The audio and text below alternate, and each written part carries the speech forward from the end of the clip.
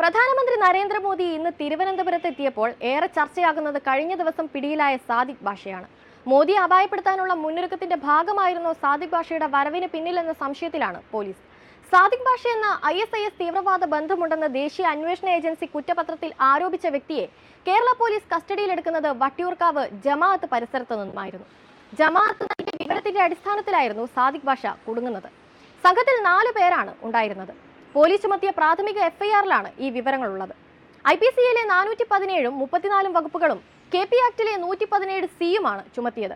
ഇയാളെ ജയിലിലേക്ക് മാറ്റി. വിശദമായ ചോദ്യം ചെയ്യൽ ഇനിയും ഉണ്ടാകും. പിണങ്ങിക്കഴിഞ്ഞിരുന്ന ഭാര്യയെ അനുനയിപ്പിക്കാൻ പോലീസിന്റേതെന്ന് തോന്നിപ്പിക്കുന്ന സ്റ്റിക്കർ പതിച്ച വാഹനത്തിൽ ചെന്നൈയിൽ നിന്ന് തിരുവനന്തപുരത്തേക്ക് വന്നതായിരുന്നു ദേശീയ അന്വേഷണ ഏജൻസി അറസ്റ്റ് ചെയ്ത് 24 മാസം ജയിലിൽ കഴിഞ്ഞ തമിഴ്നാട്ടുകാരനായ സാദിഖ് ബാഷയും സംഘവും.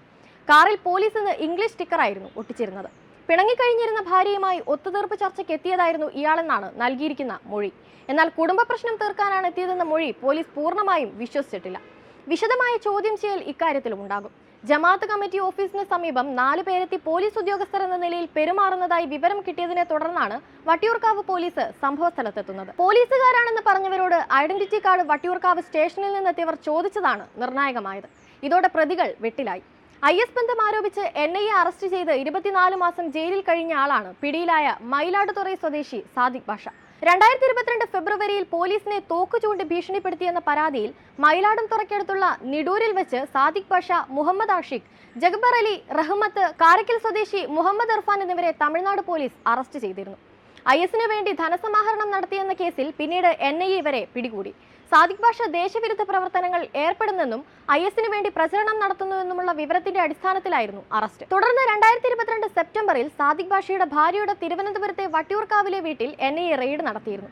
24 മാസം ജയിലിൽ കഴിഞ്ഞ് പുറത്തിറങ്ങിയ സാദിഖ് പലതവണ വട്ടിയൂർക്കാവിൽ വന്നുപോയിട്ടും പോലീസിന്റെ രഹസ്യാന്വേഷണ വിഭാഗം അറിഞ്ഞില്ലെന്നും ആരോപണമുണ്ട്. ആറ്റുകാൽ പൊങ്കാല ദിനത്തിൽ വൈകിട്ട് 5:30-ക്കായിരുന്നു കേസിന് ആധാരമായ സംഭവം എന്ന് പോലീസിന്റെ FIR-ൽ നിന്ന് വ്യക്തമാണ്. സ്വമേധയാണ് പോലീസ് കേസെടുത്തത്. 40 വയസ്സുള്ള സാദിഖ് ബാഷയും 38 വയസ്സുള്ള നൂറുൽ ഹാലിഖും 32 വയസ്സ് പ്രായമുള്ള നാസറും 40 വയസ്സുള്ള ഷാഹുൽ ഹമീദുമാണ് കേസിലെ പ്രതികൾ. 4 പേരും തമിഴ്നാട് സ്വദേശികളാണ്. ആൾമാറാട്ടം നടത്തി ചതിക്കണമെന്നുള്ള ഉദ്ദേശത്തോടും കരുതലോടും കൂടി വട്ടിയൂർക്കാവ് ജമാഅത്ത് പരിസരത്ത് വാഹനത്തിൽ പോലീസ് എന്ന സ്റ്റിക്കർ ഒട്ടിച്ച് ഇവരെത്തിയെന്നാണ് കുറ്റാരോപണം. വൈകിട്ട് 5:30-ക്കാണ് ഇതുണ്ടായതെന്ന് FIR ഉള്ളടക്കത്തിലും വ്യക്തമാണ്.